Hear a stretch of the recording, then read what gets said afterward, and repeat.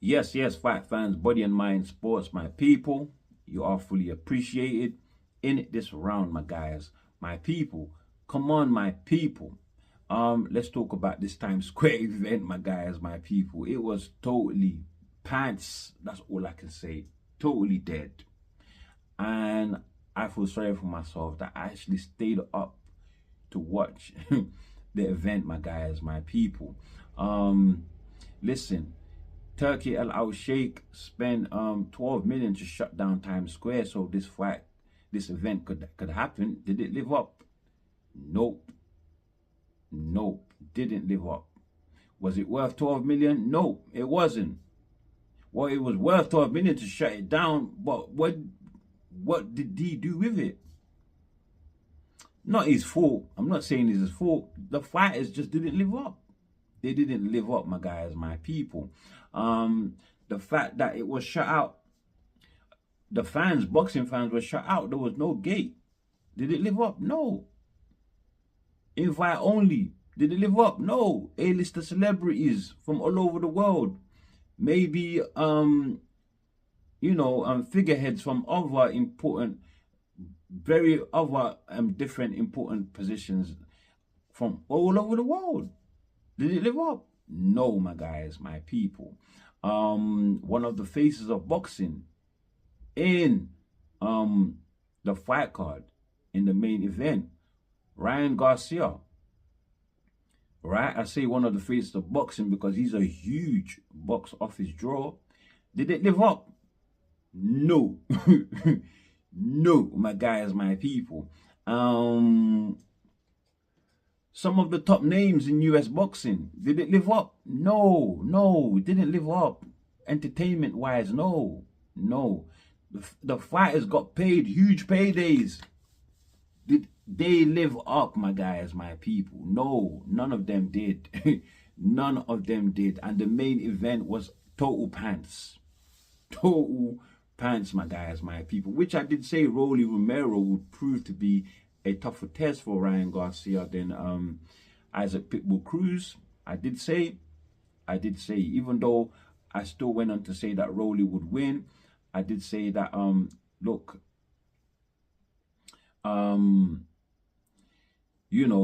Rolly had a puncher's chance, which was half true. Even though he didn't win by stoppage, he won via unanimous decision. But he changed the tone of the fight through dropping Ryan Garcia in the second round. After softening him to the body for 1-2 rounds, and then when Ryan Garcia finally opened up, boom, doubled up on one side, on his left side, dropped Ryan Garcia. Ryan Garcia got up. He's got great recovery, by the way, Ryan Garcia. But after that, he was as quiet as a church mouse, my guys, my people. Didn't hear a peep squeak from him in terms of activity, my guys, my people. Absolute zero. He just went quiet. Even when his trainer was telling him, look, let's just try and win the rounds, Ryan. Use that jab, to set up everything else. Just use that jab, man. You can win this with the jab. Look, Ryan Garcia could not even throw the jab, my guys, my people. He was too shook of Rolly's power and strength. Rolly, who looked massive at 147 pounds. Massive. So obviously, going up in weight benefited Rolly more. Look at Rolly. So, he's got freak genetics, man. The man is muscle bound. He looks like a bull. Proper prime bull, for real. For real. And I believe, that if he had enough confidence to risk it, and he would have bullied Ryan Garcia in the ring that night if he actually really wanted to. He could have bullied him. But of course, Ryan Garcia, he's got that dangerous left hook, so I guess it was just a tactical choice for him not to go full throttle on Ryan Garcia, because if he did, it would have been a thoroughly entertaining fight, but also a huge risk. But for the most part, he kept that that left hook away. Simple, very predictable. Just keep your right hand up. Please, Devin the Dream Haney, I hope you are getting the lesson from Rolly Romero. That's all you have to do. Just keep your right hand up. Finito. Finito, my guys, my people. And he just kept Ryan Garcia at bay all night, all day, from round to round to round to round. Now, I did give Ryan Garcia maximum 3 rounds. No lie, maximum 3 rounds, my guys, my people. It was a dominant win for you know, for Rolly Romero. You know, that was my take on that fight there. But on the most part, very boring performance from both fighters. Very lackluster fight, my guys. As a main event, it didn't live up at all. Even the crowd, you know, where was the atmosphere? Nothing. Zero. Absolute pants, my guys, my people. And that could have affected the performance of the fighters on the night, you know, because sometimes you do need the crowd to, you know, rear you up, especially if you are a fan favorite. You know, you need your fans to, you know, just to give you that extra encouragement behind. Put some fire up your backside so you can get moving, my guys, my people. But look, we didn't have none of that, my guys, my people. Absolute poor, very, very poor, my guys, my people. And then the co-main event, Devin the Dream Haney, even worse. Even worse. Devin the Dream Haney is still living in the past, still living in that moment, April 20th, 2024, my guys, my people, where you got dropped multiple times by Ryan Garcia's left hook, my guys. He's still reliving that. And as for Ryan Garcia, his return to the ring versus Rolly Romero, that was his first fight without PEDs in his system. And look what he made of it. You know, so people now saying that you know, it's because of PEDs why you couldn't perform. You can't blame them, because this, I mean, there's a like a very resonating ring of truth to that. Highly resonating ring of truth to that, my guys, my people. But yes, I wouldn't put it totally to, you know, that alone. Possibly the year out, not being active. You can say so with Devin the Dream Haney as well. But definitely the way he was flinching versus Jose Ramirez, my guys, my people. Look, he was definitely reliving his nightmares. Definitely. Possibly has zero chin. He has no faith in his chin at all. It comes to me like a lot of these American fighters don't have any faith in their chin. They don't like getting hit at all, my guys, my people. I'm not saying any fighter enjoys getting hit. You would defend yourself as much as you can, but at least take a risk to entertain the fans. Entertain the fans. And I just believe, yeah, that this thing of being a fighter, to never take a loss, don't get that zero taken away from your record. That thing is plaguing American boxing, and it is mashing it up big time. Mashing it up big time, my guys, to the point that now even when fighters are losing, all they want to do is survive. They just don't want to get KO'd. Listen, over here, man, fighters, you already seen it from Conor Ben. You know, they give their all, man. They give their all. That's one thing I know about British people and British fighters. Look, they leave their heart in the ring, my guys. Whatever they do, those fighters, win or lose. You saw it with Josh Padley and you know, Shakur Stevenson. Josh Padley, look, he knew he was the massive underdog. He knew it was most likely that he was going to lose, but he still gave it his all. He still gave it his all, because at the end of the day, Just show me how much of a man you are, man, and show me how much of a man you are. Simple, simple, my guys, my people. And Devin the Dream Haney, Ryan Garcia just didn't show up on the night at all. Now, even Jose Ramirez was there for the taking. He was just following Haney around like some pacified zombie all night. Totally harmless. Totally harmless, you know. And Haney totally shook of Ryan, and he was not even fighting Ryan. Totally shook, my guys, my people, of a fighter that's totally, I mean, and Jose Ramirez performance, right, on that night, right, that goes to show me that he's done. He's done, my guys. Career is over. He's totally shot and shut out. Completely, my guys, my people. Yeah, so a good unanimous decision win for Devin the Dream Haney, but performance-wise, not good enough. Him and Ryan Garcia, they can still fight in October, you know. Maybe they'll put up better performances versus one another, since they're now two shook fighters. You got Ryan Garcia, who's shook of Rolly, and you got Devin the Dream Haney, who shook of Ryan. So let's see what the two shook fighters can do against one another come October.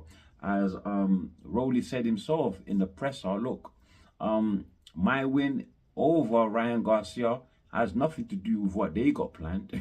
They got real beef, so let them go ahead and sort that out between themselves, my guys, my people. As for Rolly, who doesn't really know what he's going to do next, he is now the WBA regular champion after that win, unexpected win. He was the massive underdog, my guys, my people. So he is now mandatory to Jerome Ennis, who has unified both the IBF and WBA titles, my guys, my people. So yeah, I doubt he won Ennis next, my guys, my people. But look, yeah, possibly he can get the Ryan Garcia rematch. That would be a huge fight for him.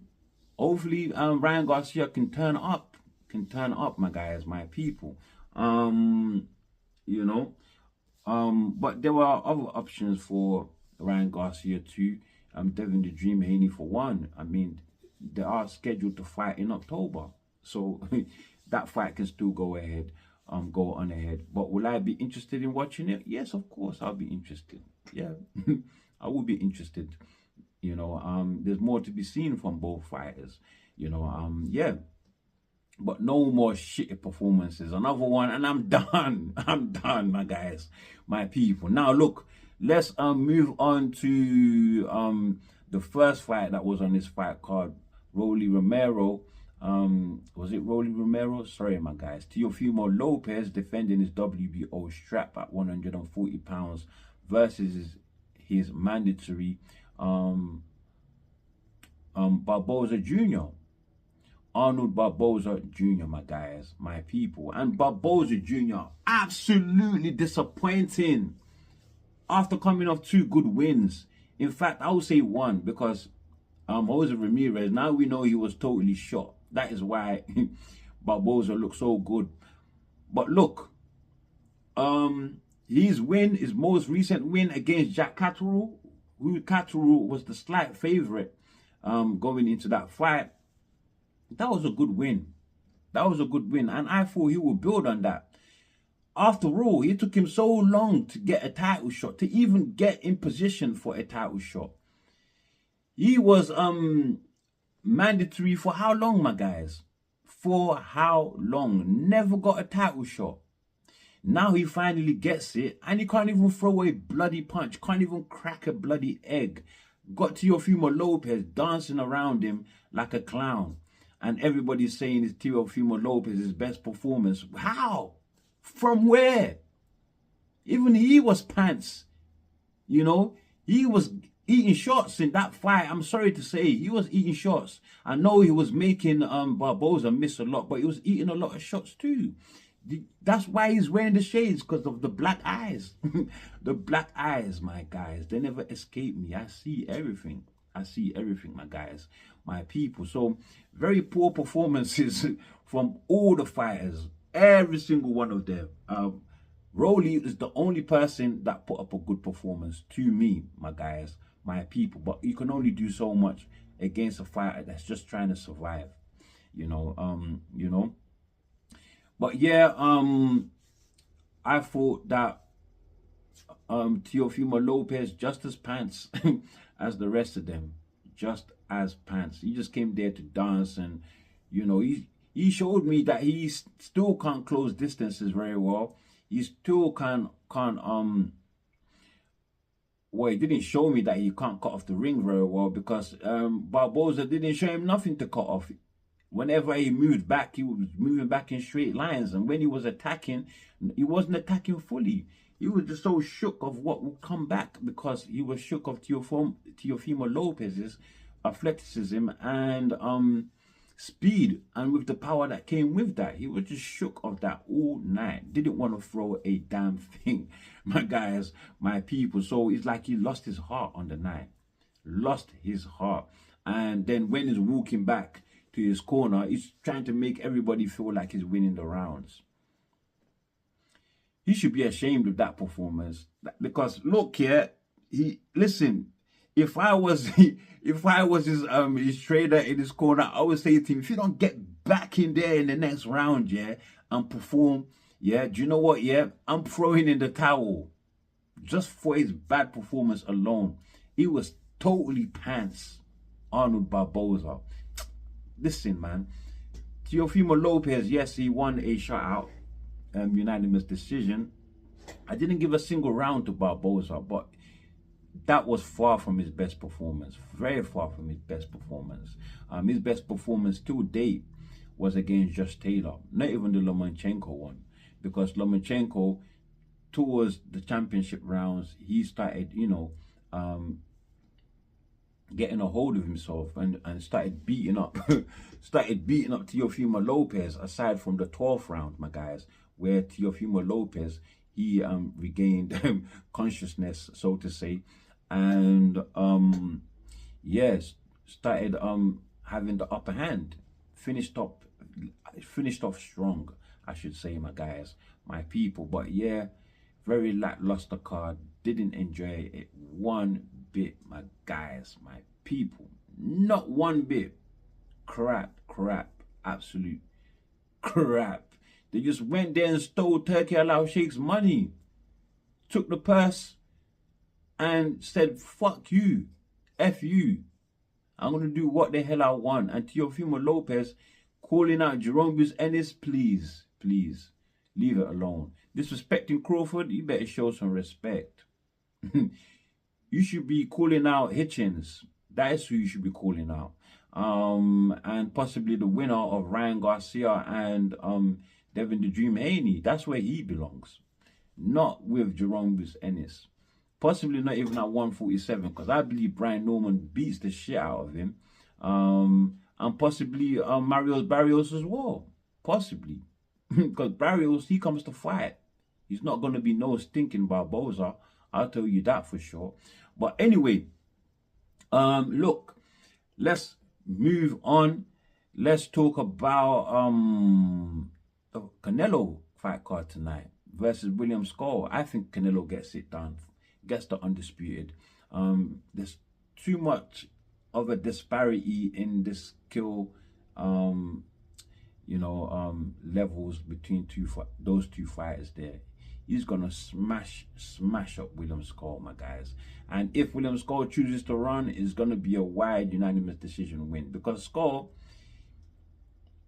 his punch volume is too low. It's too low. It's just too low.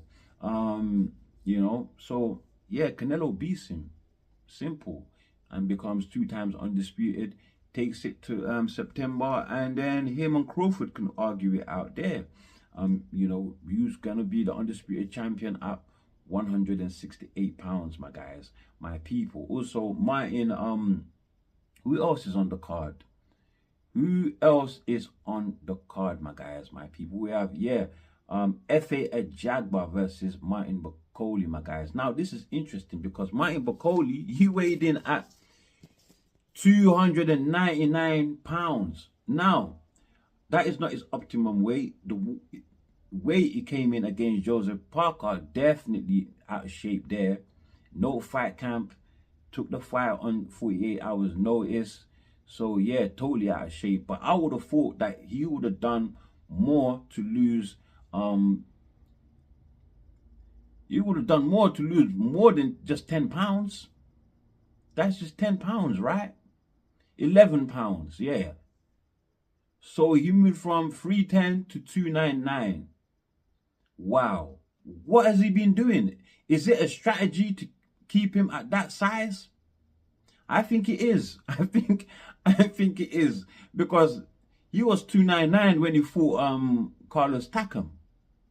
And if you know what happened in that fight there against Carlos Takam, he was just standing in one position, waiting for Carlos Takam to close the distance. And once he did, you would pick him off with the jab and smack him with the right hand, left foot combinations to the body, and just beat him the hell up. That's what he was doing. But Carlos Takam is somebody that has to get on the inside to fight. F.A. Ajagba, different story. Both Bakole and Ajagba 6'6". Ajagba, longer reach, one of the longest reaches in the sport, 85 inches, the same as Tyson Fury, funny enough. So if not the longest, one of the longest, and equaling the reach of Tyson Fury, my guys, my people. Ajagba, who fights great from long distance, got good long stiff jab, and his feet ain't too slow either. He doesn't have to come in range, because Bakole on the inside, great fighter, you know. But if this fight with that size, where he lacks mobility like he did in the Carlos Takam fight, he was the same size, my guy, 299, my guys, my people, 299 pounds. Listen, I don't see him beating Ajagba with that weight. No way, no way. I think Ajagba gets this one. And Ajagba's proved to me to have the better chin. Bakole has been stopped twice in his career. The first time by a cruiserweight. Michael Hunter. Who people now don't even rate. People don't even rate Michael Hunter now. You know, so I don't know, man. It's looking bad. Look at the best wins in Bakole's career, my guys. Jared Anderson, Tony Yoka, right? Those wins there. With Tony Yoka, he came in at 275. And Jared Anderson, he came in at 285, I believe. Still very big, but 299, you're taking the piss, thinking you're gonna fight Ajagba like the way you fought Carlos Takam, with no movement, just trying to bait him in. Ajagba can win this fight off the jab alone and just utilizing the ring. Simple. So I'm gonna go for Ajagba. I'm not gonna go for some guy that is intending to handicap himself. My guys, my people. So yeah, I'm gonna go for Ajagba, and I'm gonna go for the unanimous decision. Possibly might take out Bakole as well. If he does, in the 9th round. ASAP. That is my, I mean, not ASAP, so it's not going to be as soon as possible. So it's not going to be an early round, but 9th round, my guys, my people. If it does manage to take out Martin Bakole, that is, my guys, my people. But ultimately, I'm going to say unanimous decision, my guys. That's my final prediction on that one for F.A. Ajagba, my guys, my people. Now, what other fight on the card? We have Jaime Munguia, Bruno Suras. I think Suras' performance was great first time around, but Munguia showed to me that he's got more in his arsenal than than Suras. That punch power as well. Suras, I believe, has to catch you real square. If you watch that punch, it showed great footwork to set that up as well, though. So it wasn't a lucky punch. But I think Munguia is too aware of that now to make that mistake. So yeah, I believe he's gonna get the win. He's gonna use very much the same approach. He's gonna be looking to take out Suras with great combination punches to the body and head. He is the bigger fighter, the natural 168 pounder, my guys. So I think, yeah, he's gonna get the knockout, and I'm gonna go for fourth round KO. He takes out Suras, my guys, my people. On this fight card, we also have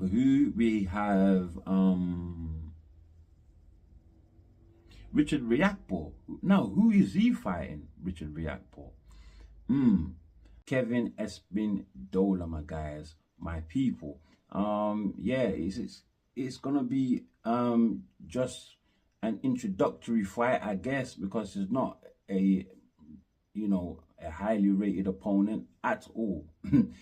Very much like what they gave to Lawrence Okoli in his opener to heavyweight, my guys, my people. So this is more or less an introductory fight, and with Riakpo looking huge, very ripped, and match fit. I think he gets the job done and gets it done easily. He better, my guys. Otherwise, heavyweight is not for him, my guys, my people. So I'm gonna go for the early KO. 2 rounds for Richard Riakpo, my guys, my people. Gets rid of Espindola in 2, my guys, my people. And yes, on Sunday we have Naoya Inoue going up against Ramos Cardinas. It is a voluntary defense for Inoue. I expect him to get to beat Cardinas, who is not a bad fighter though, but Inoue is a special fighter and the undisputed champion at 122 pounds, my guys, and he's defending that status in Las Vegas, my guys, the 4th. That is tomorrow, my guys, my people, and I believe he's going to get a win. It's not gonna be as easy as Inoue's last fight against Kim Junior or whatever his name is, but yeah, who he got rid of in just 4 rounds. Inoue did. But I think with Cardenas, let's say 7 rounds, he's gonna punish Cardenas and get him out there. If he doesn't, still gonna be a win for Inoue, unanimous decision. But I'm gonna go for the 7th round stoppage, my guys, my people. That is my prediction on these fights, my guys, my people. And with that said, that's all I have for you on this one.